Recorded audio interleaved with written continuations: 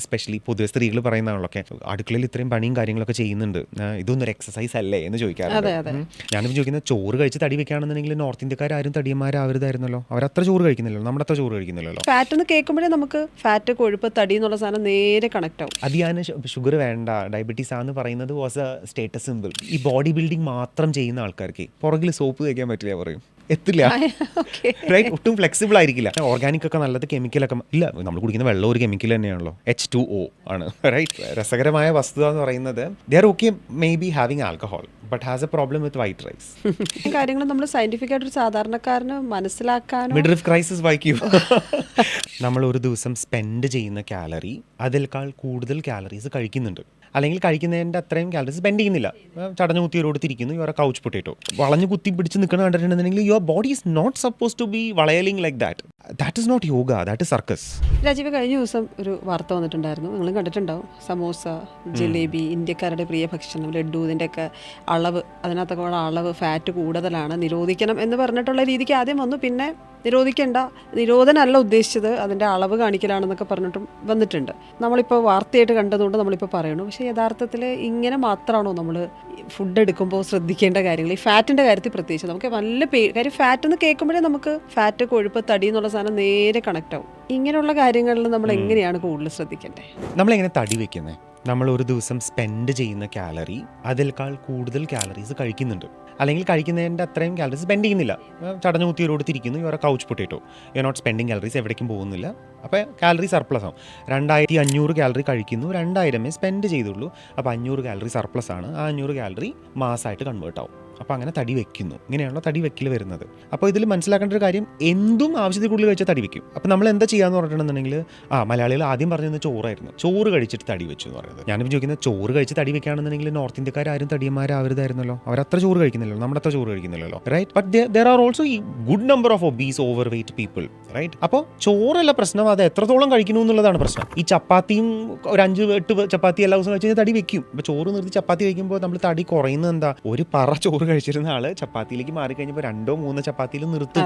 കാര്യം we are not use to it. Right, അപ്പോൾ calorie intake കുറയണു, അതുകൊണ്ട് തടി കുറയണു. ഇതാണ്. അപ്പോൾ ബേസിക്കലി നമുക്ക് എനർജി കിട്ടുന്നത് പ്രോട്ടീൻ, ഫാറ്റ്, കാർബോഹൈഡ്രേറ്റ്, ഈ 3 മാക്രോ ന്യൂട്രിയൻസ് നിന്നാണ്. അപ്പോൾ ഇത് 3ൻ്റെയും കാലറി സാന്ദ്രത എന്ന് പറയുന്നത് 1 ഗ്രാം പ്രോട്ടീനിൽ 4 കാലറി, കാർബിലും 1 ഗ്രാം 4 കാലറി തന്നെയാണ്. അതേസമയം 1 ഗ്രാം ഫാറ്റിൽ 9 കാലറിയാണ്. അപ്പോൾ ഫാറ്റിൽ കാലറി ഡെൻസിറ്റി കൂടുതലാണ്. 1 ഗ്രാമിൽ 2 ഇരട്ടിയിൽ കൂടുതൽ കാലറീസ് ഉണ്ട്. അതൊരു വസ്തുത. രണ്ടാമത്തെ ഒരു പ്രത്യേകത എന്ന് പറഞ്ഞാൽ, കാർബോഹൈഡ്രേറ്റ് ആയാലും പ്രോട്ടീൻ ആയാലും നമ്മൾ കഴിക്കുമ്പോൾ വെള്ളത്തിൻ്റെ ഒപ്പമാണ് വരുന്നത്. ഫോർ എക്സാമ്പിൾ, ചോറ്, 1 ടേബിൾ സ്പൂൺ വെന്ത ചോറ് എടുക്കുകയാണെന്നുണ്ടെങ്കിൽ റഫ്ലി ഒരു 12-15 ഗ്രാമോളം ഉണ്ടാവും 1 ടേബിൾ സ്പൂൺ ചോറ്. ആ 1 ടേബിൾ സ്പൂൺ ചോറിൽ ഒരു 10 ഗ്രാമോളം വെള്ളമാണ്. അതാണല്ലോ വെന്ത ചോറ്. റൈറ്റ്, ബാക്കി 2-3 ഗ്രാമോ കാർബോഹൈഡ്രേറ്റ് വരുന്നുള്ളൂ. അപ്പോൾ ഞാൻ നേരത്തെ പറഞ്ഞ കണക്ക് പ്രകാരം 4 കാലറി 1 ഗ്രാം കാർബിന്. അപ്പോൾ 1 ടേബിൾ സ്പൂൺ ചോറിൽ 2-3 ഗ്രാം കാർബ് എന്ന് പറഞ്ഞാൽ 10-12 കാലറി 1 ടേബിൾ സ്പൂൺ ചോറിൽ വരുന്നുള്ളൂ. ഓക്കെ, അതേപോലെ 100 ഗ്രാം ചിക്കൻ ബ്രസ്റ്റ് എടുത്തു, അതിനകത്ത് ഒരു 24-25 ഗ്രാം പ്രോട്ടീൻ, 2-3 ഗ്രാം ഫാറ്റ്, ബാക്കി 70 ഗ്രാം വെള്ളം. ചിക്കൻ ഉണ്ടാക്കുമ്പോൾ അതിനുള്ള വെള്ളം ഊറി വരുന്നത്. റൈറ്റ്, പരിപ്പ് എടുത്താലും പിന്നെ പരിപ്പ് കറിയിൽ ഉണ്ടാകുമ്പോൾ കുറേ വെള്ളമാണല്ലോ കുറേ വരുന്നത്, കാർബൺ, പ്രോട്ടീൻ ഉണ്ട്, പിന്നെ റെസ്റ്റ് ഇസ് വാട്ടർ. പക്ഷെ 1 ടേബിൾ സ്പൂൺ എണ്ണ, അത് എന്ത് എണ്ണയോ ആയിക്കോട്ടെ, butter, ghee, olive oil, coconut oil, any oil for that matter, ആ 15 ഗ്രാമും ഫാറ്റ് തന്നെയാണ്. വെള്ളത്തിനൊപ്പം മിക്സ് ആവില്ലല്ലോ എണ്ണ. റൈറ്റ്, അപ്പോൾ 15 ഗ്രാമും ഫാറ്റ് എന്ന് പറഞ്ഞാൽ 15 × 9, 1 ഗ്രാമിന് 9 കാലറിയാണ്, 135 കാലറി ആയി. അപ്പോൾ 1 ടേബിൾ സ്പൂൺ ചോറിൽ 10 കാലറി, 1 ടേബിൾ സ്പൂൺ എണ്ണയിൽ 140 കാലറി. നമ്മുടെ മാർജിൻ ഓഫ് എറർ ലെസ്, കുറവാണ്. അപ്പോൾ 1 ടേബിൾ സ്പൂൺ എണ്ണ കൂടി കഴിഞ്ഞാൽ 140 കാലറി എന്ന് പറഞ്ഞാൽ ഒരു ദോശ, ഒരു ചപ്പാത്തിയുടെ അത്രയും കാലറീസ് ആയിട്ടുണ്ട്. അപ്പോൾ നമ്മുടെ കയ്യിൽ നിന്ന് പോയി, നമ്മുടെ കടിഞ്ഞാണ് മാർജിൻ ഓഫ് എറർ ഫാറ്റിൽ നമുക്ക് കുറവാണ്. കുറച്ച് കയറി കഴിഞ്ഞാൽ കാലറീസ് കയറി വരും. ആ ഒരു അണ്ടർസ്റ്റാൻഡിങ്, അത് ഞാൻ നേരത്തെ പറഞ്ഞൊരു സംഭവം. Right, if you understand the basics, ഇതൊക്കെ മാനേജ് ചെയ്ത് പോവാം. ഇത്രയും കാര്യങ്ങൾ നമ്മൾ സയന്റിഫിക് ആയിട്ട് ഒരു സാധാരണക്കാരന് മനസ്സിലാക്കാനോ. മിഡ്ലൈഫ് ക്രൈസിസ് വായിക്കൂ. On A very serious not, jokes apart, ഈ ഒരു അണ്ടർസ്റ്റാൻഡിങ് ഉണ്ടെന്നുണ്ടെങ്കിൽ നമുക്ക് കുറച്ച് എൻജോയ് ചെയ്യാനും പറ്റും. ഫോർ എക്സാമ്പിൾ, നമ്മൾ പുറത്ത് പോയി ഭക്ഷണം കഴിക്കുകയാണ്, ഇപ്പോൾ ഒരു ബുഫേ ലഞ്ചാണ് അല്ലെങ്കിൽ ഡിന്നറാണ്, കുറേ സ്പ്രെഡ് ഓഫ് ഭക്ഷണം വെച്ചിരിക്കുന്നു. അപ്പോൾ അവിടെ നോക്കി കഴിഞ്ഞ് കഴിഞ്ഞപ്പോൾ പലതരത്തിലുള്ള റൈസ് ഉണ്ട്. അവിടെ നോക്കി കഴിഞ്ഞ് കഴിഞ്ഞപ്പോൾ ഒരു മട്ടൻ കറി ഇരിക്കുന്നു. I feel like eating mutton curry. Okay, പക്ഷെ മട്ടൻ കറിയിൽ ഫാറ്റ് കുറച്ച് കൂടുതലാണ്. അപ്പോൾ ഞാൻ എന്ത് ചെയ്യുന്നത്, മട്ടൻ കറി കഴിക്കും, പക്ഷേ ഗീ റൈസ് എടുക്കില്ല, പകരം വൈറ്റ് റൈസ് എടുക്കും. അപ്പോൾ എന്നെ അവിടെ സേവ് ആയി. മട്ടൻ കറി എനിക്ക് എൻജോയ്, എല്ലാ ദിവസവും അല്ല ഞാൻ പറയുന്നത്, വല്ലപ്പോഴും. So I managed calories. ഇവിടുത്തെ ഫാറ്റ് ഞാൻ അപ്പുറത്തേക്ക് അഡ്ജസ്റ്റ് ചെയ്തു. റൈറ്റ്, അപ്പോൾ ഈ ഒരു അണ്ടർസ്റ്റാൻഡിങ് ഉണ്ടെന്നുണ്ടെങ്കിൽ നമുക്ക് എളുപ്പത്തിൽ മാനേജ് ചെയ്യാൻ പറ്റും. ഞാൻ ഒരു കാര്യം കൂടെ ചോദിച്ചോട്ടെ, ഇപ്പോൾ ഈ വൈറ്റ് റൈസിൻ്റെ കാര്യം പറയുമ്പം, നേരത്തെ നമ്മൾ പറഞ്ഞ മറ്റേ normal bread, brown bread, white rice, തവിട്, നമ്മുടെ നോർമൽ കുത്തരി എന്നൊക്കെ എന്നൊക്കെ പറയുന്ന കുത്തരി എന്നാണ് പറയുന്നത് ഞാൻ മനസ്സിലാക്കുന്നത്. ഈ സാധനങ്ങൾ വരുമ്പോഴും എപ്പോഴും ഒരു കൺഫ്യൂഷൻ വരാറുണ്ട്. കുറച്ച് നാൾ മുമ്പ് വരെ ഇപ്പോഴും ഉണ്ടെന്ന് തോന്നും, വെളുത്ത 5 വിഷപദാർത്ഥങ്ങൾ എന്ന് പറഞ്ഞ് വന്നതിൽ നമ്പർ 1 വരുന്ന ഒരു സാധനം ഈ വെള്ള അരിയാണ്. അതിനകത്ത് ശരിക്കും അങ്ങനെ എന്തെങ്കിലും ഒരു കൺഫ്യൂഷൻ ഉണ്ടാവേണ്ട കാര്യമുണ്ടോ? ഞാൻ തിരിച്ചൊരു കാര്യം പറയട്ടെ. ബ്രൗൺ റൈസ് എന്ന് പറയുന്നത് കാര്യം എവറിത്തിങ് ഇസ് കൊമോഡിറ്റൈസ് അല്ലേ ഇവിടെ. ബ്രൗൺ റൈസ് എന്ന് പറഞ്ഞ സാധനം കഴുകി കഴിഞ്ഞിട്ടുണ്ടെങ്കിൽ എത്ര പേർക്ക് അതിനകത്ത് ആ കളർ വരുന്നു അറിയാമോ?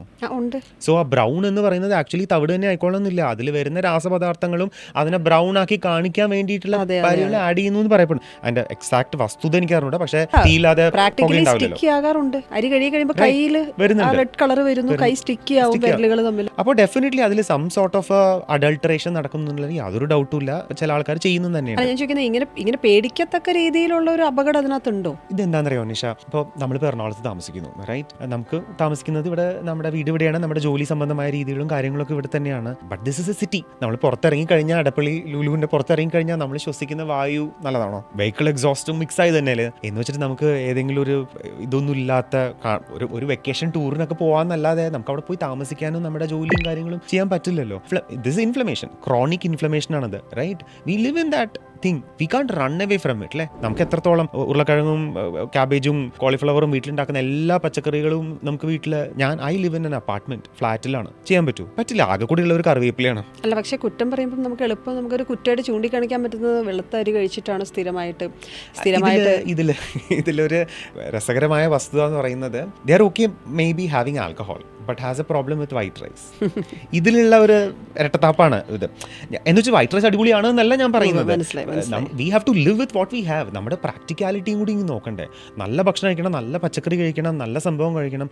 Where is it available? Organic ആണെന്ന് പറഞ്ഞ് പച്ചക്കറി കൊണ്ടു തന്നു കഴിഞ്ഞാൽ how will I know or you know that it is organic? നമുക്ക് എങ്ങനെ അറിയാൻ പറ്റും, റൈറ്റ്? അപ്പൊ അത് പറയാൻ പറ്റും. നമ്മൾ കാശ് ഇത്രയും കൊടുക്കുന്നു, കാശ് കൊടുക്കുന്നത് ഓർഗാനിക് അല്ലാത്ത സാധനം തന്നെയാണോ എന്നൊന്നും നമുക്ക് അറിയില്ലല്ലോ. അല്ല, അവർ പറയുന്നത് ഓർഗാനിക് ആണെന്ന്. നോർമലി 20 രൂപയ്ക്ക് കിട്ടുന്ന സാധനം നമ്മൾ 50-55 രൂപ കൊടുത്ത് മേടിക്കുമ്പോൾ ഓർഗാനിക് ആണെന്നുള്ള വിശ്വാസത്തിൽ. പിന്നെ വേറെ സംഭവം ഉണ്ട്. ഇപ്പോൾ organic chemical debate is there. Organic ഒക്കെ നല്ലത്, കെമിക്കലൊക്കെ ഇല്ല. നമ്മൾ കുടിക്കുന്ന വെള്ളം ഒരു കെമിക്കൽ തന്നെയാണല്ലോ, H2O ആണ്, റൈറ്റ്? അപ്പോൾ ഇത് ഈ ഒരു രീതിയിലുള്ള ഒരു സ്വീപ്പിംഗ് പ്രൊപ്പോസിഷനോട് ഒട്ടും താല്പര്യമില്ലാത്ത ഒരാളാണ് ഞാൻ, റൈറ്റ്? സസ്റ്റൈനബിൾ ആവണം, ലൈഫ് സ്റ്റൈൽ ഹെൽത്തി ആവണം എന്ന് വെച്ചിട്ട് കുറച്ചൊക്കെ നമുക്ക് നമ്മുടെ കൺട്രോളും കൂടി നമുക്ക് എൻജോയ് ചെയ്യാവുന്ന രീതിയിലും കൂടി ആവണം എന്നുള്ളത് ഇമ്പോർട്ടൻ്റ് ആണ്. Practicality is very very important. എന്നാൽ ഇത് സസ്റ്റെയിൻ ചെയ്ത് കൊണ്ടുപോകാൻ പറ്റുള്ളൂ. അല്ലെങ്കിൽ ഒരു 3 മാസം കറക്റ്റായിട്ട് ചെയ്യും, അത് കഴിഞ്ഞിട്ട് ബാക്ക് ടു സ്ക്വയർ വൺ. അതിനേക്കാളും ഭേദം you do 80% things right, but try to do it for rest of your life. അത് കുറച്ചും കൂടി ബെറ്റർ റിസൾട്ട്സ് തരും എന്നുള്ളതാണ്. നമ്മുടെ എക്സസൈസിൻ്റെ കാര്യം പറയുമ്പോൾ ഒരു കാര്യം ഞാൻ നേരത്തെ ചോദിക്കാൻ വിട്ടുപോയത്, ഇപ്പം സ്ത്രീകളുടെ ഒരു 40 വയസ്സ് അല്ലെങ്കിൽ 45 വയസ്സിലുള്ള ഒരു മെനോപോസ് ഏജിലൊക്കെ വരുമ്പോഴത്തേക്കും എക്സസൈസ് ചെയ്യുന്ന കാര്യം പറയുമ്പോൾ നമുക്ക് എന്ത് ചെയ്യണം, ഏതാ ചെയ്യേണ്ടത്, എങ്ങനെ ചെയ്ത് തുടങ്ങണം, നമുക്ക് പറ്റുമോ? ഈ പറഞ്ഞ പോലെ ശരീരത്തിന് വേദന വരുമോ, ഇപ്പം ഇതിവിടെ ചെയ്ത് തലകുത്തി മറിഞ്ഞിട്ട് വീട്ടിൽ ചെന്നാൽ നമുക്ക് എഴുന്നേറ്റ് ഇരിക്കാൻ പറ്റുമോ, അങ്ങനെയുള്ള പല കൺഫ്യൂഷൻ. ഒന്നാമത് 100 അഭിപ്രായങ്ങൾ പറയും, പിന്നെ നമുക്ക് സംശയം ഉണ്ടാവും. അപ്പോൾ ഒരു സ്ഥലത്ത് ഞാൻ വായിച്ചു കൊണ്ടു വെയിറ്റ് ലിഫ്റ്റിംഗ് അല്ലെങ്കിൽ അങ്ങനത്തെ weight lifting in the sense അത്തരത്തിലുള്ള എക്സസൈസുകൾ നല്ലതാണെന്ന്. പക്ഷേ സ്വാഭാവികമായിട്ട് നമ്മൾ കേൾക്കണമെന്ന് വെച്ചാൽ മെനോപോസ് ആകുമ്പോഴേക്കും ഹോർമോണിൻ്റെ ഇംബാലൻസ് വരുവാണ്, അസ്ഥികളുടെ ബലം കുറയുവാണ്. അപ്പം നമ്മളിതൊക്കെ ചെയ്യുന്നത് ശരിയാവും. പിന്നെ ചിലർക്ക് സ്വാഭാവികമായിട്ട് കഴുത്തിൽ വേദന കാണും, ഷോൾഡറിൽ വിഷയം കാണും. എങ്ങനെയാണ് നിങ്ങളത് റെക്കമെൻഡ് ചെയ്യുന്നത്? ഓക്കെ, കുറേ ക്വസ്റ്റ്യൻസ് ഉണ്ട് നിഷ ചോദിച്ചതിൽ. ഇതിനൊരു ഇതാണ് ആൻസർ, എ ആണെങ്കിൽ ബി ആണെങ്കിൽ സി എന്നുള്ള രീതിയിലുള്ള ആൻസർ അല്ല. 2 സ്ത്രീകൾ മെനോപോസ് ആയിട്ടുള്ള സെയിം ഏജിൽ വരുന്ന ആൾക്കാരുടെ കണ്ടീഷൻസ് റിക്വയർമെൻറ്റ് ഡിഫറെൻ്റ് ആയിരിക്കാം, പല കാര്യങ്ങളും ഡിഫറെൻ്റ് ആയിരിക്കാം. അപ്പോൾ നമ്മൾ വെയിറ്റ് ട്രെയിനിങ്ങിൻ്റെതായിട്ട് ഗുണങ്ങളുണ്ട്. പൊതുവേ മെനോപോസ് റിലേറ്റഡ് ആയിട്ട് വരുന്ന സ്ത്രീകൾക്ക് അവരുടെ ഈസ്ട്രജൻ ലെവൽസ് കുറയുന്നു.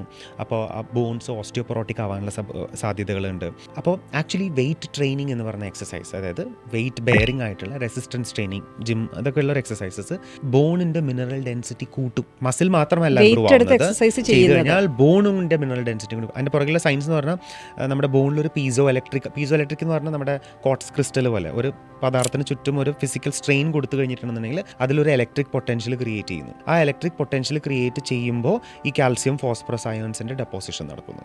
Osteoblast activity and bone remodeling happens. This happens because of strain induced. അത് ഒബ്വിയസ്ലി സയൻറ്റിഫിക് ആയിട്ട് ചെയ്യണം, ചെയ്യേണ്ട രീതിയിൽ ചെയ്യണം. 10 കിലോ പൊക്കൊണ്ട് കൊടുത്ത് 100 കിലോ എടുത്ത് പൊക്കി കഴിഞ്ഞാൽ വെളുക്കാൻ തെച്ചത് പാണ്ടാവും. So all that things aside, ചെയ്യേണ്ട രീതിയിൽ ചെയ്ത് കഴിഞ്ഞാൽ ബോൺ മിനറൽ ഡെൻസിറ്റി ഇംപ്രൂവ്സ്. അപ്പോൾ ആക്ച്വലി വെയിറ്റ് ട്രെയിനിങ് എന്ന് പറയുന്നത് മസിൽ മാത്രം ഇംപ്രൂവ് ചെയ്യാനല്ല, ബോണിൻ്റെ ഡെൻസിറ്റിയും കൂടി ഇംപ്രൂവ് ചെയ്യാൻ വേണ്ടിയിട്ട് ഹെൽപ്ഫുൾ ആണ്. Definitely something that will help for women around their menopause അല്ലേ. പിന്നെ മെനോപോസ് റിലേറ്റഡ് ആയിട്ട് വരുമ്പോൾ മൂഡ് സ്വിങ്സ്, മെന്റൽ ഹെൽത്ത്, അതൊക്കെ അത് ഭാഗമാണ്. എക്സസൈസസ്, അത് എന്ത് എക്സസൈസ് ആണെങ്കിൽ it has tremendous impact on improving serotonin, endorphins, dopamine, oxytocin, Happy happy hormones അല്ലേ. അപ്പോൾ മൂഡ് ഇംപ്രൂവ് ആവും, റൈറ്റ്. കാർഡിയോൻ്റെതായിട്ട് ഗുണങ്ങളുണ്ട്. പക്ഷേ ഈ പറഞ്ഞ പോലെ മെനപ്പോസായ 2 പേര് വെയിറ്റ് എത്രയാണ്, മുട്ട് ഇഷ്യൂ ഇല്ലല്ലോ, ഇതൊക്കെ നോക്കിയിട്ട് വേണം എന്ത് ചെയ്യണം എന്നുള്ളത്. പിന്നെ യോഗയുടെ ഒരു ഗുണം എന്ന് പറഞ്ഞിട്ടുണ്ടെന്നുണ്ടെങ്കിൽ ബ്രീതിങ് എക്സസൈസസ്, പോസ്ചേഴ്സ് ഒക്കെ കറക്റ്റ് ചെയ്യുമ്പോൾ നാച്ചുറലി യുവർ ഹാർട്ട് റേറ്റ്, ഇപ്പോൾ for example when you do diaphragmatic breathing, നമ്മൾ something that people can try, the viewers of this thing can try is that ഒരു BP ചെക്ക് ചെയ്യുന്ന മെഷീനോ അല്ലെങ്കിൽ ഹാർട്ട് റേറ്റ് മോണിറ്റർ ചെയ്യുന്ന മെഷീനോ എന്തെങ്കിലും ഉണ്ടെന്നുണ്ടെങ്കിൽ ജസ്റ്റ് ഒന്ന് ചെക്ക് ചെയ്ത് നോക്കാം. അത് കഴിഞ്ഞ ശേഷം നേരെ ഇരുന്നിട്ട് ഡീപ്പ് ബ്രെത്ത് എടുക്കുക, ഡയഫ്രമാറ്റിക് ബ്രീതിങ് ഒക്കെ, ഡീപ്പ് ബ്രെത്ത് എടുക്കുക. അതായത് ബ്രീത് ഇൻ ചെയ്യുമ്പോൾ നമ്മുടെ വയർ പുറത്തേക്ക് വരണം. ബ്രീത് ഇൻ ചെയ്യുമ്പോൾ when you breath out the diaphragm goes up, stomach comes inside. Okay, അങ്ങനെ ഡയഫ്രമാറ്റിക് ഒരു 3 seconds breath in, 3 seconds breath out എന്നുള്ള രീതിയിൽ ഒരു 1 minute ചെയ്ത് കഴിഞ്ഞ ശേഷം എന്നിട്ടൊന്ന് ഹാർട്ട് റേറ്റും അല്ലെങ്കിൽ ബ്ലഡ് പ്രഷർ നോക്കിയിട്ടുണ്ടെന്നുണ്ടെങ്കിൽ you would have settled, right. So if I'm angry, what will you tell me? Rajeev, breath, അല്ലേ? That's what you will tell me. Why? Because it brings down my anxiety levels, it brings down my heart rate, it calms me down, right? അപ്പോൾ yoga does all that. ആ ഒരു parasympathetic nervous activity engage എന്ന് വെച്ചാൽ യോഗയാണ് best എന്നുള്ളതോട് ഞാൻ ഒരിക്കലും യോജിക്കുന്നില്ല, right. ചില exercise, for example ആങ്കൈലോസിങ് spondylitis, ചിലപ്പോൾ ബാക്കിലെ വെർട്ടിബ്ര ഫ്യൂസ് ആവണോ, അങ്ങനത്തെ ഒരു എക്സസൈസ്, ഒരു ഹലാസനം ചെയ്ത് കഴിഞ്ഞിട്ടുണ്ടെന്നുണ്ടെങ്കിൽ പണി കിട്ടും, റൈറ്റ്. അപ്പോൾ എന്ത് എക്സസൈസ് ചെയ്യുന്നു depends upon goal, medical conditions, need and current physical conditions. അതനുസരിച്ച് ചെയ്തില്ല എന്നുണ്ടെങ്കിൽ പിന്നെ യോഗയുടെ ഒരു വളരെ മോശമായ ഒരു വസ്തുത ആൾക്കാർ ചെയ്യുന്നത്, yoga has now become some sort of a contortion. So അതായത് വളഞ്ഞു കുത്തി പിടിച്ച് നിൽക്കുന്ന കണ്ടിട്ടുണ്ടെന്നുണ്ടെങ്കിൽ your body is not suppose to be വളയലിംഗ് ലൈക്ക് ദാറ്റ്. കാല് പിടിച്ച് ഇപ്പുറത്തെടുത്ത് തിരിച്ച് രണ്ട്, I mean you know what I mean, right. That is not yoga, that is circus. Yoga is not meant to be that, അല്ലേ. അതും ഇമ്പോർട്ടൻ്റ് ആണ്, എത്രത്തോളം ചെയ്യണു, റൈറ്റ്. യോഗ ഇംപ്രൂവ്സ് ഈ വെയിറ്റ് ട്രെയിനിങ് മാത്രം ചെയ്ത് കഴിഞ്ഞാൽ, തമാശയ്ക്ക് പറയാറുള്ളതാണ്, ഈ ബോഡി ബിൽഡിംഗ് മാത്രം ചെയ്യുന്ന ആൾക്കാർക്ക് പുറകിൽ സോപ്പ് തേക്കാൻ പറ്റില്ല പറയും, എത്തില്ല, റൈറ്റ്. ഒട്ടും ഫ്ലെക്സിബിൾ ആയിരിക്കില്ല. Flexibility of your body within permissible limits is also a parameter of fitness. Fitness parameter എന്ന് പറഞ്ഞാൽ അളക്കുന്ന കാര്യങ്ങളിലെ endurance, cardiovascular endurance, body composition, അതിൻ്റെ ഒപ്പം വരുന്ന ഒരു ആസ്പെക്റ്റും കൂടിയാണ് ഫ്ലെക്സിബിലിറ്റി എന്ന് പറയുന്നത്. So if you are not flexible enough, you are not fit എന്നാണ് according to the actual definition of fitness. അപ്പോൾ ഫ്ലെക്സിബിലിറ്റിയും അതൊരു ഭാഗമാണ്. അപ്പോൾ coming back to the question, ഇങ്ങനെയുള്ള സ്ത്രീകൾക്ക് എന്ത് എക്സസൈസ് ചെയ്യാം? I don't have A straight forward answer. Age എത്ര, വെയിറ്റ് എത്ര, വേറെ മെഡിക്കൽ കണ്ടീഷൻസ് ഉണ്ടോ, ഫിസിക്കൽ കണ്ടീഷൻസ് എന്തൊക്കെയാണ് മറ്റുള്ള ആസ്പെക്ട്സ് എന്നുള്ളത് നോക്കിയിട്ടാണത്. ഇപ്പോൾ ഞാൻ പറഞ്ഞല്ലോ PCOS ഉണ്ട്, അല്ല മെനപ്പോസിന്റെ കേസിൽ വരില്ല, അല്ലാത്തൊരു 30s ഒരു ലേഡിക്ക് PCOS ഉണ്ടെന്നുണ്ടെങ്കിൽ I will definitely prefer wait training. പക്ഷേ ഇങ്ങനെ ഒരാൾക്ക് ഓവർ വെയിറ്റ് ആണ്, മുട്ട് ഇഷ്യൂ ഉണ്ടെന്നുണ്ടെങ്കിൽ ഞാൻ പറയും ചെയറിൽ ഇരുന്നിട്ട് അപ്പർ ബോഡി എക്സസൈസ് ചെയ്യാൻ പറയും. അപ്പോൾ മുട്ട് അധികം എൻഗേജ് ചെയ്യുന്നില്ല, no squats, no lunges, only upper body by sitting on a chair, right. അപ്പോൾ ഇഞ്ചുറി കുറയ്ക്കുക, maximum result has to be better, great. Effort versus the reward, right? അത് has to flip more towards the reward, right? അപ്പോൾ ആ ഒരു രീതിയിലേക്ക് കൊണ്ടുവരാന്നുള്ളതാണ് important. അല്ലാതെ ഒരു specific ഇന്ന എക്സസൈസ് എന്നുള്ളതില്ല. പക്ഷേ ഈ പറഞ്ഞ പോലെ വെയിറ്റ് ലിഫ്റ്റിംഗ് പാടില്ല എന്നുള്ളൊരു ധാരണയും വേണ്ട. അങ്ങനത്തെ ഒരു വിഷയമേ വരാൻ സാധ്യത. എൻ്റെ അമ്മൂമ്മ കിണറ്റിൽ നിന്ന് 10 ബക്കറ്റോളം വെള്ളം എടുക്കും. എന്നിട്ട് 70 വയസ്സുള്ള സമയത്താണ് പച്ചക്കറിക്കൊക്കെ വെള്ളം ഒഴിക്കും. അതുപോലെ അമ്മിയിൽ അരയ്ക്കും, ഉഴുന്നാട്ടും. I remember, I grew up with my grandparents. ഒരു 2 തേങ്ങ മുറിയെടുത്ത് അമ്മിയിൽ അരച്ചു നോക്കൂ, you will have a pain here, very similar to a pain that you will get. ഒരു ഡംബൽ വെച്ചിട്ട് എക്സസൈസ് ചെയ്താൽ സിമിലർ ആയിട്ടുള്ള പെയിൻ. ഈ കിണറ്റിന്ന് വെള്ളം കോരുന്നതാണ് ഞാൻ ഇന്നലെ ചെയ്ത ലാറ്ററൽ പുൾ ഡൗൺ റോപ്പ് എന്ന് പറഞ്ഞ ജിമ്മിൽ ചെയ്ത വർക്കൗട്ട്, അല്ലെങ്കിൽ സീറ്റഡ് കേബിൾ റോ എന്ന് പറഞ്ഞ് ഈ ലാറ്റസിമസ് ഡോർസൈക്ക് വരുന്ന ഇതാണ്. പണ്ടത്തെ ആൾക്കാരൊക്കെ ഈ പറഞ്ഞ വെയിറ്റ് ട്രെയിനിങ് എന്ന് പറഞ്ഞ exercise as part of their day to day ജീവിതം, ദൈനംദിന ജീവിത രീതിയിലെ. അതായത് പണ്ടത്തെ ഗ്രാൻഡ് പാരൻസ് ഒന്നും ഇതൊന്നും ചെയ്തിട്ടല്ലല്ലോ ആരോഗ്യത്തോടെ ജീവിച്ചതെന്നുള്ള ചോദ്യത്തിനുള്ള ഉത്തരമായിട്ട് വേണമെങ്കിൽ ഇതിനെ നമുക്ക് അതിയാന് ഷുഗർ വേണ്ട, ഡയബറ്റീസ് ആണെന്ന് പറയുന്നത് was A status simple around I don't know may be 100 years back perhaps, അല്ലേ, ഒരു 70s 80s വരെയൊക്കെ ആയിരുന്നു. പണ്ടത്തെ ശരിയാണ്, നമ്മളുടെ average age life expectancy improve ആയിട്ടുണ്ട്. അപ്പോൾ that is improved because of medical science. Okay, പണ്ടത്തെ ആൾക്കാർക്ക് ഉള്ള അസുഖങ്ങൾ എന്ന് പറഞ്ഞാലും നമുക്കിപ്പോൾ ഉള്ള അസുഖങ്ങളും ഡിഫറെൻ്റാണ്. പണ്ട് ഉണ്ടായിരുന്നത് കമ്മ്യൂണിക്കബിൾ ഡിസീസസ് ആയിരുന്നു, ഡിസെൻട്രി അങ്ങനത്തെ ഇഷ്യൂസ്, അല്ലെങ്കിൽ കൊതുകടിച്ചുള്ള ഇഷ്യൂസും അങ്ങനത്തെ പ്രിവെൻറ്റബിൾ ആയിട്ടുള്ള ഡിസീസ്, അതൊക്കെ വാക്സിൻസ് ആയിട്ടും നല്ല മെഡിക്കൽ മാനേജ്മെൻറ്റും ഹോസ്പിറ്റൽസും കൊണ്ട് അതൊക്കെ പ്രിവെൻ്റ് ആയി. ഇപ്പോൾ ഉള്ളത് നോൺ കമ്മ്യൂണിക്കബിൾ ഡിസോർഡേഴ്സ് ആണ്, such as diabetes, fat liver, അങ്ങനെ മെറ്റബോളിക് ഡിസോർഡേഴ്സ് ആണ് ഇപ്പോൾ ഉള്ളത്. അത് അന്ന് ഉണ്ടായിരുന്നില്ല. ദാറ്റ്സ് ബിക്കോസ് അന്നത്തെ ആൾക്കാർ എക്സസൈസ് ചെയ്യില്ലായിരുന്നു. അവരുടെ day to day work at home itself was exercise. Again we tell our clients that women especially പൊതുവെ സ്ത്രീകൾ പറയുന്നതാണല്ലോ അടുക്കളയിൽ ഇത്രയും പണിയും കാര്യങ്ങളൊക്കെ ചെയ്യുന്നുണ്ട്, ഇതൊന്നും ഒരു എക്സസൈസ് അല്ലേ എന്ന് ചോദിക്കാറുണ്ട്. അപ്പോൾ what you says that we love you for doing this, right? Mostly women take more responsibility than men, especially cooking ആയാലും ഭക്ഷണത്തിൻ്റെ കാര്യങ്ങളൊക്കെ ആയിട്ടുണ്ടെങ്കിലും. So we are very grateful for that. പക്ഷേ please don't equate that to exercise. ശരിയാണ്, നാളെ എന്ത് ഉണ്ടാക്കണം, breakfast എന്ത് ഉണ്ടാക്കണം, ലഞ്ച് എന്ത് ഉണ്ടാക്കണം എന്നുള്ളൊരു മെന്റലി പ്ലാനിങ് ഒരു കുറച്ച് ബുദ്ധിമുട്ടുള്ളതായിരുന്നു. കത്തിപ്പോവാന്ന് പറയുന്ന ആ ഒരു ഭാഷയിൽ സംസാരിച്ച് അങ്ങനെ സംഭവിക്കുന്നില്ലേ? നമ്മളിപ്പോ എന്ത് ചെയ്യും, നമ്മൾ സംസാരിച്ചുകൊണ്ടിരിക്കുന്നു, നിഷ തല ആട്ടി, ഇതിനും കാലറി വേണം. But that's an activity. There's a difference between an activity and an exercise. See, walking is an activity. ഞാൻ ചോദിക്കാൻ തുടങ്ങുമായിരുന്നു. But I won't call walking as an exercise. എൻ്റെ അടുത്ത് കുറെ പക്ഷേ ഒത്തിരി ഡോക്ടേഴ്സ് സജസ്റ്റ് ചെയ്യുന്ന ഒരു കാര്യമാണല്ലോ മിക്കവാറും. എനിക്ക് തോന്നുന്നു പണ്ട് കാലത്തെ ഡോക്ടേഴ്സ് വാക്കിംഗ് ചെയ്യും. സി അതിൻ്റെ പുറകിലും ഒരു reason. Walking is not bad. Walking ചെയ്തുകൊണ്ടും തടി കുറയ്ക്കാം, ഹെൽത്തി ആവാം, കൊളസ്ട്രോളും കുറയ്ക്കാം, ഷുഗറും കുറയ്ക്കാം, ഒക്കെ ശരിയാണ്. പക്ഷേ നമ്മുടെ കലൂർ സ്റ്റേഡിയത്തിന് ചുറ്റും വൈകുന്നേരം പോയാൽ നടക്കുന്ന ആൾക്കാരുണ്ട്. അതിൽ 99% ആൾക്കാർക്ക് നടത്തത്തിനേക്കാൾ കൂടുതൽ സ്ട്രെനുവസ് ആയ എക്സസൈസ് ചെയ്യാൻ കപ്പാസിറ്റിയും കേപ്പബിലിറ്റിയും ഫിസിക്കൽ എബിലിറ്റിയും ഉള്ള ആൾക്കാർ തന്നെയാണ്, right? So what is happening? You rationalise walking as an exercise. ഏറ്റവും എളുപ്പം ചെയ്യാൻ പറ്റാവുന്ന എക്സസൈസ് വേണം. അപ്പോൾ അത് വാക്കിംഗ് ആയി, റൈറ്റ്? അപ്പോൾ ഗുണമില്ലാന്നല്ല ഞാൻ പറയുന്നത്. വീട്ടിൽ ചടഞ്ഞു മുത്തി ഒരു കൗച്ച് പൊട്ടേറ്റോ ആയിരിക്കുന്നേക്കാളും നല്ലതാണ്. അറ്റ്ലീസ്റ്റ് പുറത്തിറങ്ങി നല്ല ആൾക്കാരെ കാണും, മെന്റൽ ഹെൽത്ത് എങ്കിലും ഇമ്പ്രൂവ് ആവും. ഡെഫിനറ്റ്ലി ഇതുണ്ട്. ഞാൻ എക്സാമ്പിൾ പറയാം. 2 പേര്, let's suppose identical twins, 2 identical twins, both obese. അതിൽ ഒരാൾ പേഴ്സൺ എ നടക്കാൻ പോയി. സേ ഫോർ എക്സാമ്പിൾ 1 മണിക്കൂർ നടന്നു, 1.5 മണിക്കൂർ നടന്നു, 300 കാലറി ബേൺ ചെയ്തു. അയാൾ ഭക്ഷണം ഒക്കെ കഴിച്ചു, പ്രോപ്പറായിട്ട് കഴിച്ചു, അയാൾ ഹെൽത്തി ആയി, കുറച്ച് വെയിറ്റ് കുറഞ്ഞു. പേഴ്സൺ ബി, രണ്ടാമത്തെ ഐഡന്റിക്കൽ ട്വിൻ, നടക്കാൻ പോകുന്നതിന് പകരം 1/2 മണിക്കൂർ എക്സസൈസ്. ഒരു ദിവസം കാർഡിയോ ചെയ്തു, അടുത്ത ദിവസം കാർഡിയോ ഓട്ടം ചാട്ടം എന്നല്ല പറയുന്നത്, ഒബീസാണ്, അപ്പോൾ അത് ചെയ്യാൻ പറ്റില്ല. വെയിറ്റ് ട്രെയിനിങ്ങും അങ്ങനത്തെ കാര്യങ്ങളും ഇഞ്ചുറി ഒക്കെ പ്രിവെന്റ് ചെയ്യുന്ന രീതിയിൽ എക്സസൈസ് ചെയ്തു. അപ്പോൾ 300 കാലറി ബേൺ ചെയ്യാൻ 1.5 മണിക്കൂർ നടക്കാനോ അത്രയും ടൈം ചെയ്യേണ്ട ആവശ്യമില്ല. ഒരു 1/2 മണിക്കൂർ കൊണ്ട് 1/4 മണിക്കൂർ കൊണ്ട് 300 കാലറീസ് ബേൺ ആയി കിട്ടും. 2 പേരും ഒരേ രീതിയിലുള്ള ഭക്ഷണമാണ് കഴിക്കുന്നത് വിചാരിക്കുക. 2 പേരും ഹെൽത്തി ആവും, 2 പേരും ഷുഗർ കുറയും. പക്ഷെ വ്യത്യാസം വരുന്നതെന്ന് പറയുക, രണ്ടാമത്തെ ഈ പറഞ്ഞ എക്സസൈസ് ചെയ്ത ആളുടെ മെറ്റബോളിക് പാരാമീറ്റേഴ്സ് ഇമ്പ്രൂവ് ആയിട്ടുണ്ടാവും. അയാളുടെ ഇൻസുലിൻ സെൻസിറ്റിവിറ്റി ഇയാളെക്കാളും കുറച്ചും കൂടെ ബെറ്റർ ആയിട്ട് ഇമ്പ്രൂവ് ആയിട്ടുണ്ടാവും. കാര്യം അയാളുടെ മസിൽ ഇമ്പ്രൂവ് ആയി. നടന്നു പോയിട്ട് മസിൽ ക്വാളിറ്റി ഇമ്പ്രൂവ് ആകാൻ പോകുന്നില്ല. ഈ എക്സസൈസ് ചെയ്ത ആളുടെ മസിൽ ക്വാളിറ്റിയും ക്വാണ്ടിറ്റിയും ഇമ്പ്രൂവ് ആയിട്ടുണ്ട്. അപ്പോൾ അയാളുടെ മസിൽ ഞാൻ നേരത്തെ പറഞ്ഞല്ലോ, ഗ്ലൂക്കോസിനെ അബ്സോർബ് ചെയ്യും. ഗ്ലൂക്കോസ് യൂട്ടിലൈസേഷൻ ഒരു around 400 to 500 grams of glucose മസിൽസിനകത്ത് സ്റ്റോർ ചെയ്തിട്ടുണ്ട്. അപ്പോൾ ഇയാളുടെ മസിൽ യൂട്ടിലൈസേഷൻ ചിലപ്പോൾ ഒരു 450-550 കയറിയിട്ടുണ്ടാവാം എക്സസൈസ് പ്രോപ്പറായിട്ട് ചെയ്തുകൊണ്ട്. അപ്പോൾ ഇയാളുടെ ഗ്ലൂക്കോസ് ഹോൾഡ് ചെയ്യാനുള്ള കപ്പാസിറ്റി ഈ പറഞ്ഞ പേഴ്സൺ ബി എക്സസൈസ് ചെയ്ത ആൾക്ക് ഇമ്പ്രൂവ് ആയി. അപ്പോൾ ഇയാളുടെ മെറ്റബോളിക് പാരാമീറ്റേഴ്സ് കുറച്ച് ഇയാളെ പേഴ്സൺ എയെ സംബന്ധിച്ചിടത്തോളം ഇമ്പ്രൂവ്ഡ് ആണ്. അയാൾക്ക് തടി രണ്ടാമത് വെക്കാനുള്ള സാധ്യത കുറവാണ്. അതാണ് difference. So if you are in 40s and 50s compared to അല്ലേ, if you are in 40s and 50s 1.5 മണിക്കൂർ നടക്കാൻ പോകുന്നതിന് കൊണ്ടാന്നല്ല പറയുന്നത്, കണ്ടിന്യൂ ദാറ്റ്. ബട്ട് ആഴ്ചയിൽ 5 ദിവസം നടക്കാൻ പോകുന്നതിന് പകരം 2 ദിവസം നടക്കാൻ പോകും. ബാക്കി 3 ദിവസം 1.5 മണിക്കൂർ വേണ്ട, 1/2 മണിക്കൂർ പ്രോപ്പർ എക്സസൈസ് ചെയ്യും. You will get better results. എന്ന് വെച്ചാൽ വാക്കിംഗ് മോശമാണെന്നല്ല ഞാൻ പറയുന്നത്, വാക്കിംഗ് ചെയ്യേണ്ടെന്നുമല്ല ഞാൻ പറയുന്നത്. Are you rationalising walking as an exercise? Walking is an amazing activity, but it falls short as an exercise unless you are very aged. അപ്പോൾ yes, I agree. ആ ഒരു രീതിയിൽ ഞാൻ പറഞ്ഞല്ലോ, എൻ്റെ അമ്മൂമ്മയ്ക്ക് കിണറ്റുന്ന 10 ബക്കറ്റ് വെള്ളം കോരാന്നുണ്ടെന്നുണ്ടെങ്കിൽ 40-45 വയസ്സായ ഒരാൾക്ക് നടക്കാൻ പോവുക is a disservice to call itself as a exercise അല്ലേ?